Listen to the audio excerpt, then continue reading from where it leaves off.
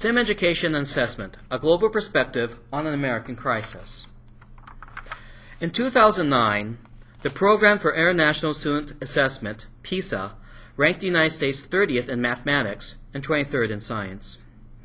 Even if our students are capable of choosing a STEM area, many do not, and those who do choose a STEM area have poor retention rates. In fact, 50% of students who start off in a STEM field will not finish. Does it matter? After all, there are Americans who believe a college education in general is a waste of time. President Obama declares this to be our Sputnik moment. He wants to be able to commit our nation to be able to improve STEM education. He believes that this investment will help us in our national security and also be able to create jobs. In 2009, the Netherlands was ranked 11th in both mathematics and science by PISA, significantly higher than the United States. Dr. Kevin Joly and myself, Brian Hagelstrom, from North Dakota State College of Science, and Daniel Langang from Bismarck State College traveled to peer colleges in the Netherlands to study their system of STEM education and assessment over the course of about 1 week. The project was funded in part by a $5,000 grant from the North Dakota Community College Consortium, or NDCCC. We visited 2 colleges in Eindhoven. Fontys University of Applied Sciences would be equivalent to what we think of as a small 4-year college awarding a bachelor's or a master's degree. The second college was ROC Eindhoven. North Dakota State College of Science has had a relationship with ROC Eindhoven for nearly 10 years. ROC Eindhoven is equivalent to a technical college awarding associate's degrees. The project goal was to conduct classroom visits in STEM courses. We wanted to observe teaching and assessment methods, compare classroom environments and dynamics, interview STEM students, teachers, and administrators, gain a global perspective on STEM education and assessment, and foster a climate of collaboration between STEM teachers and students from North Dakota 2-year colleges with peers at Fontys and ROC Eindhoven. Children's progress are carefully tracked, making sure that they are able to perform required competencies and are given correction or remediation when needed. By age 12, children are put into one of 3 main education paths. Pre-university for those who have potential for going on to a master's or doctorate degree, senior general secondary for those who have potential for a bachelor or master's degree, and junior general secondary for children who will be going on to vocational studies. Transferring between paths is possible but not common. What we would consider as secondary education will be completed by age 16. Students would then move on to a university, a higher professional, or senior secondary vocational. The Netherlands use competency-based learning for all levels of education. Students do more than just earn grades. They must demonstrate they have learned the required competencies that are in the course. Having a learning community is essential to how education is handled in the Netherlands. Students learn in a group setting.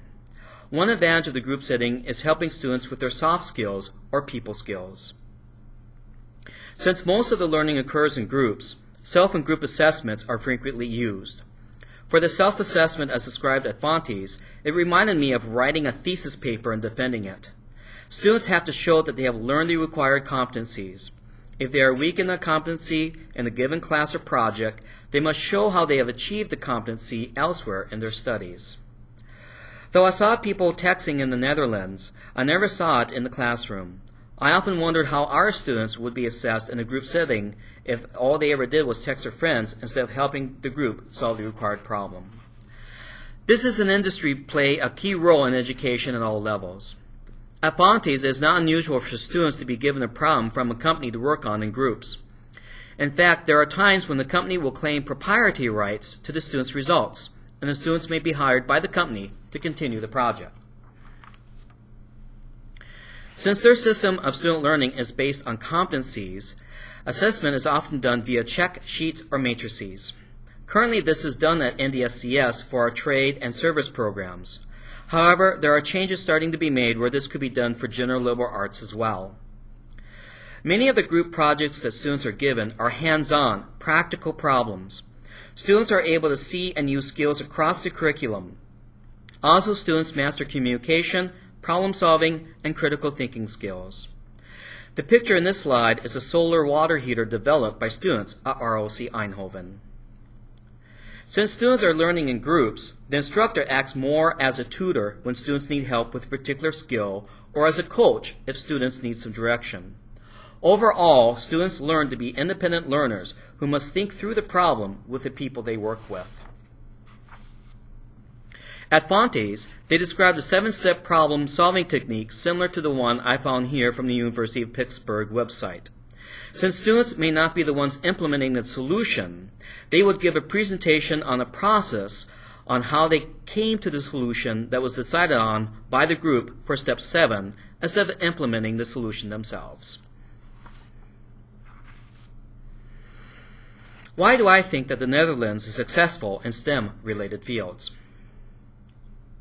My goal going to the Netherlands was to learn how they handle STEM education at ROC Eindhoven and Fontes. What are they doing that makes them successful? I think that the fact that children are placed in an education path early on helps students who have the potential for STEM to succeed. A student who is placed in the pre-university path and has strong interests and abilities in science and mathematics more than likely will go on to receive a PhD in a STEM field, while a student who is junior general secondary with interest in STEM may become a technician in a STEM-related field such as mechatronics. Both ROC Eindhoven and Fontes had students in learning communities. These learning communities would then solve problems on their own, and they would be independent of the instructors. Though the students are working in groups, they are becoming independent learners who are able to solve problems. They are not regurgitating facts given to them by an instructor. What are some things that we're doing at NDSCS? One initiative facing the NDSCS campus is coming up with competencies for all students who would be obtaining an associate's degree. These competencies are to be common skills that every student should have upon graduation regardless of what program they are in.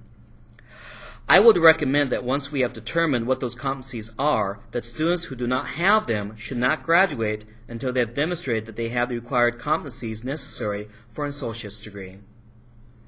Another initiative for our campus is the use of e-folios. I have suggested to our General Education Committee that part of every student e-folio should be a description of how the student mastered the general education outcomes. At the very least, students will be aware of what they were supposed to learn while attending our institution. Our campus also has an initiative to increase partnerships with businesses and industries. For general liberal arts, this may be a challenge. However, it is important for students to learn what future employees expect from them, both in terms of their behavior and what they know.